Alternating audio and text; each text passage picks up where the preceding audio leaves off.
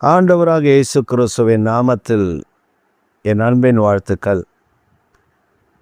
இந்த காலை தியானத்திற்காக நாம் தெரிந்து கொள்கிற வேத வசனம் மல்கியா தீர்க்க தரிசன புஸ்தகம் 3ஆம் அதிகாரம் 11ஆம் திருவசனம்.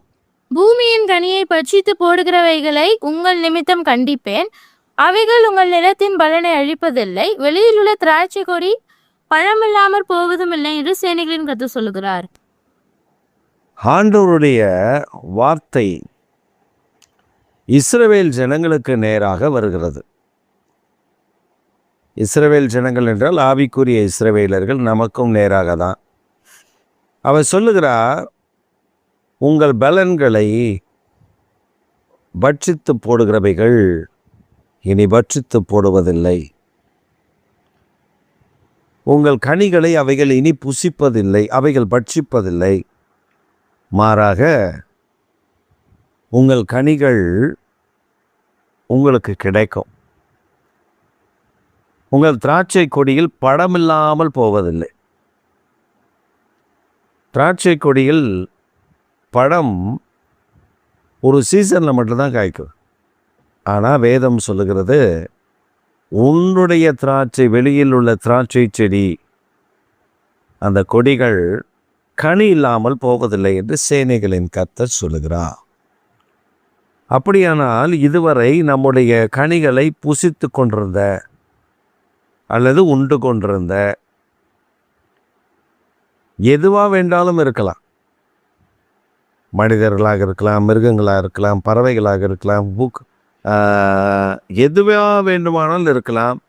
ஆனால் இனி அவைகள் வந்து அவைகளை புசித்து சேதப்படுத்தாது. இப்போ நீங்கள் உதாரணத்துக்கு உங்கள் வீட்டில் ஒரு பப்பாளி மரம் இருக்குது அப்படின்னு வச்சுக்கோங்களேன். அந்த பப்பாளி மரத்தில் நீங்கள் பார்த்து வச்சுருப்பீங்க, ஒரு செங்காய் இருக்கும். அது பழுக்கக்கூடிய தருணத்தில் இருக்கும்.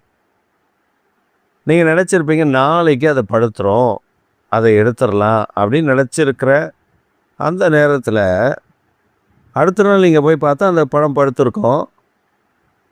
பறிக்க கிட்ட போய் அதை பறித்தா அதில் ஓட்டை இருக்கும். எப்போ வந்துச்சு, எந்த பறவை வந்துச்சு, எந்த பக்கம் பூந்துச்சு, எப்படி சாப்பிட்டுச்சுலாம் தெரியாது, ஆனால் சாப்பிட்ருக்கோம். இப்போ மாமரம், இந்த மாமரத்தில் இருக்கிற பழங்கள், நமக்கு மாமரத்தில் பழம் வந்துருச்சா வரலையான்னு நமக்கு தெரியாது. நம்ம என்ன நினைப்போம், மாமரத்தில் இன்னும் கலர் மாறல, இன்னும் பறக்கணும் அப்படின்னு நம்ம நினச்சிட்ருப்போம். ஆனால் ஒரு கூட்டம் அதை சாப்பிட்டுட்டே இருக்கும். ஒரு சமயம் எங்கள் பழைய சபை இருந்த இடத்துல ஒரு பெரிய மாமரம் வச்சுருந்தோம். நாங்கள் வச்சு உருவாக்குறது தான். அந்த மாமரத்தில் நாங்கள் அப்படி பார்ப்போம், ஏதாவது மாங்காய் இருக்கா அப்படின்னு. மாங்காய் இருக்கும். அப்போ ரொம்ப பிடிக்கும், பயங்கரமாக பிடிக்கும். அதனால் நாங்கள் என்ன பண்ணுவோன்னா, அது நல்லா பெருக்கட்டும், அது நல்லா பெருசாகும், அது நல்லா பெருக்கட்டும், அப்புறம் பறித்து ஆளுக்கு ஜனங்களுக்கு கொஞ்சம் கொஞ்சம், விசுவாசிகளுக்கெல்லாம் கொஞ்சம் கொஞ்சம் கொடுத்து, அந்த ஊர் மக்களுக்கு கொஞ்சம் கொஞ்சம் கொடுத்து, அப்படி வழக்கம், அப்படி தான் செய்வோம். அப்போது ஒரு நாள் நான் போயிட்டு மாமரத்தில் ஒரு நல்ல பெரிய காய், ஒரு 4-5 காய் பார்த்து வச்சுருந்தேன். அதை வந்து ஆட்கள் சபையில் ஒரு தம்பி வருவாப்பில், அவர் வந்தோடனே ஏணியை போட்டு மேலே ஏறி அதை பறிச்சிடணும் அப்படின்னு நினச்சிட்டு நான் வீட்டிலேருந்து வந்து அதை பார்க்குறேன். அந்த மாங்காவுடைய காம்பில், அந்த மாங்காவுடைய தோலில் அந்த கொட்டை மாத்திரம் ஒட்டிக்கிட்டு அப்படியே நிற்கிது. ஒரு சதையோ ஒரு பழத்துக்கான காரியமோ இல்லை, எல்லாம் சாப்பிட்டுச்சு. ஆனால் அது இன்னும் அந்த காம்பில் தான் ஒட்டிகிட்டு இருக்குது. நான் பார்த்தேன். எனக்கு பெரிய ஆச்சரியம் என்னென்னா, சில பழங்களில் நம்ம அடியில் வந்து உட்காந்து, காக்கா வந்து உட்காந்து, அல்லது கிளி வந்து உட்கார்ந்த உடனே பழம் கீழே விழுந்துடும். அப்படின்னு நான் நிறைய பார்த்துருக்கேன். ஆனால் இது அது சாப்பிட்டு முடிச்சுட்டு போயிடுச்சு. அது இன்னும் அப்படியே தான் இருக்குது. நான் அப்போ தான் நினச்சது எப்போ காய்ஞ்சி எப்போ வருதோ தெரியாது. அந்த மாதிரி அங்கே இருந்த 5 காய்களையுமே காணோம். 5மே காணோம். என்னடா இது, நேற்று சாயந்தரம் பார்த்துட்டு போனோம், இன்னைக்கு காலையில் ஒன்றையும் காணாமே அப்படின்னா, எல்லாம் சாப்பிட்டு கீழே தோலும் விதையும் மட்டும் கிடக்கு. அப்போ பறவைகள் தானே, மிருகம் தானே, அது அந்த அணில் பறவைகள் எதாவது சாப்பிட்ருக்கோம் அப்படின்னு நாங்கள் விட்டுட்டோம். இப்போ இந்த வசனத்தை வாசிக்கும் பொழுது எனக்கு அது ஞாபகம் வருது. அந்த நஷ்டங்கள் இப்போ நம்ம வச்சுருப்போம், நம்ம இல்லாத நேரத்தில் வேறு எவனோ வந்து பறித்து கொண்டு போயிடுவான். அதை தூக்குறதுனே ஒரு கூட்டம் இருக்கும், திருடுறதுக்குனே ஒரு கூட்டம் இருக்கும். அதனால் ஆண்டவர் சொல்கிறாரு, அப்படிப்பட்ட காரியம் இனி நடக்காது, அப்படிப்பட்ட சம்பவங்கள் இனி நடக்காது, அவைகள் ஒன்றும் நஷ்டப்படாது. ஏன்னா அதை ஆசீர்வதிக்கிறவர் கர்த்தர். உங்களை என்னையும் இந்த காலை வேளையில் ஒரு ஆசீர்வாதத்தை நம்முடைய தலையின் மேலே நம்ம மேலே வைக்கிறார். என்ன வைக்கிறாரு? இதுவரை நீங்கள் சம்பாரிச்சிங்க, எவனோ ஒருத்தன் சாப்பிட்டு போனால், இனி அப்படி அல்ல. எவனோ ஒருத்தன் வந்து சாப்பிட மாட்டான்.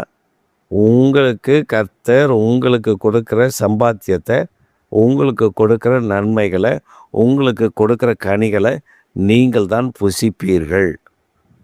உங்கள் வெளியில் தோட்டத்தில் இருக்கக்கூடிய திராட்சை கொடியில் கனி இல்லை, ஐயோ திராட்சை கொடி வச்சுருக்கேன், ஒரு கனி விட மாட்டுறாங்க, ஒன்றுமே இல்லையே அப்படி நம்ம வருத்தப்படுற காலம் போய், அவைகளில் கனிகள் அதிகரித்து காணப்பட ஆண்டவர் உதவி செய்வார்.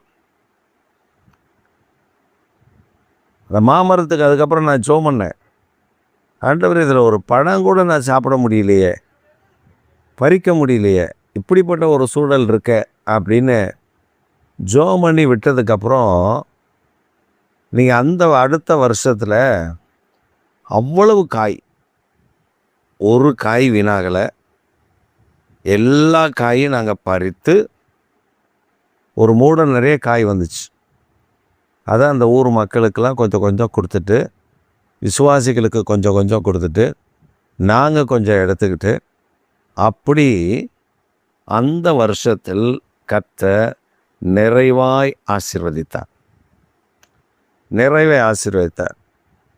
நம்ம வைக்கிற மரத்தில் கனி இருக்காது, கனியை கொடுக்காது, காயே காய்க்காது, பூக்கும் கொட்டிடும், எல்லாம் பண்ணிடும். ஆனால் நீங்கள் பாருங்கள், கர்த்தர் நம்மை ஆசீர்வதிக்கும் பொழுது ஒன்று கூட வீணாகாது, அப்படியே காய்க்கும். நம்ம அந்த கனிகளை பறிக்க, நாம் புசிக்க கர்த்தர் நமக்கு அனுக்கிரகமும் கிருபையும் தயவையும் தருவார். இந்த காலை வேளையில் உங்களோடு கூட கர்த்தர் சொல்லுகிற ஒரு காரியம் என்னன்னா, பிரயாசப்படுறீங்க, அந்த பலனை யாரோ ஒருத்தர் அனுபவிச்சுட்டு போகிறாங்க, ஆனால் இனி அப்படி அல்ல. உன் பிரயாசத்தின் பலனை நீதான் சாப்பிடுவாய். உன் கனி, உன் மரத்தின் கனி உனக்குத்தான் கிடைக்கும்.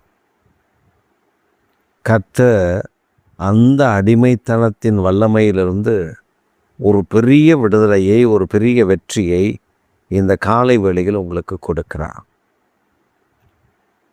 நாம் பிரயாசப்படுவோம், நம்ம உழைப்போம், ஆனால் வேறு எவனோ ஒருத்தர் வந்து வாரிட்டு போகிற மாதிரி இருக்கும், புத்தலான பையில் போட்ட மாதிரி இருக்கும். ஆனால் இனி அப்படி ஆவதில்லை என்று கர்த்தருடைய வேதம் நமக்கு சொல்லுகிறது. அதுவும் சேனைகளின் கர்த்தர் சொல்லுகிறான் என்ற அந்த வசனம் முடிவடைகிறதுனாலே கர்த்தருடைய வாக்கு தத்தம் உறுதியாக்கப்பட்டிருக்கிறது. அதனால் உங்களுடைய வாழ்க்கையில் நீங்கள் பிரயாசப்பட்டு, ஐயோ நான் கஷ்டப்பட்டேன், ஐயோ நான் இதை பண்ணேன் அதை பண்ணேன், கடைசியில் இந்த மனுஷி எங்களெல்லாம் ஏமாற்றி நாங்கள் இப்போ ஒன்றும் இல்லாமல் நிற்கிறோம், எல்லாம் போச்சு அப்படின்னு நீங்கள் உட்காந்துருக்கீங்கல்ல, உங்களுக்கு தான் கர்த்தர் சொல்கிறாரு, இனி அப்படி ஆகாது. நான் எல்லாவற்றையும் மாற்றி அந்த ஆசீர்வாதங்களை உன் தலையின் மேலே திரும்ப பண்ணி உன் செடியில் போய் பார்க்கும்போது எப்படி திராட்சை செடி வெறுமையாக இருக்கும். ஐயோ, நேற்று தானே கனி கொடுத்துச்சு, நேற்று கனி இருந்துச்சே, இன்றைக்கி ஒன்றே காணாமே, எவனோ பறிச்சுட்டு போயிட்டானே, யாரோ அதை அறுத்துட்டு போயிட்டாங்களே அப்படி நம்ம நினைக்கிறோம்ல, அந்த நிலை இனி வராது. கர்த்தர் நமக்கு வைத்திருக்கிற ஆசீர்வாதம் நமக்குத்தான்.